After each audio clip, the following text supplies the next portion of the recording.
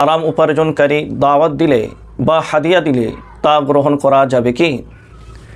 এ বিষয়ে আমি বলবো, যে ব্যক্তির সমস্ত উপার্জন হারাম বা অধিকাংশ উপার্জন হারাম, সে যদি দাওয়াত ও হাদিয়া দেয় তাহলে তার হাদিয়া ও দাওয়াত গ্রহণ করা যাবে না।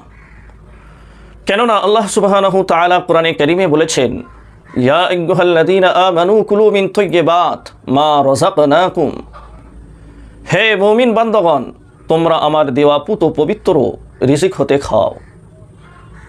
সেজন্য হারাম খাওয়া থেকে আমাদের বিরত থাকতে হবে। আর যে ব্যক্তির উপার্জন হালাল হারাম মিশ্রিত, সে যদি দাওয়াত ও হাদিয়া দেয় তাহলে তা গ্রহণ করা যাবে কি? এ বিষয়ে জানতে হবে, যদি উক্ত ব্যক্তি হাদিয়া ও দাওয়াতের ব্যবস্থাপনা হালাল মাল থেকে করেছে জানা যায়, তাহলে তা কবুল করা যাবে। আর যদি জানা যায় হাদিয়া ও দাওয়াতের ব্যবস্থাপনা হারাম মাল হতে করেছে, তাহলে তা গ্রহণ করা যাবে না।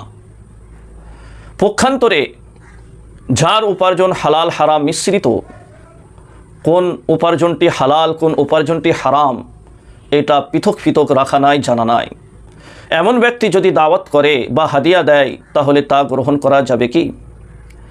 এ বিষয়ে আমি বলবো, যদি তার অধিকাংশ মাল হালাল হয়ে থাকে তাহলে তার দাওয়াত গ্রহণ করা যাবে।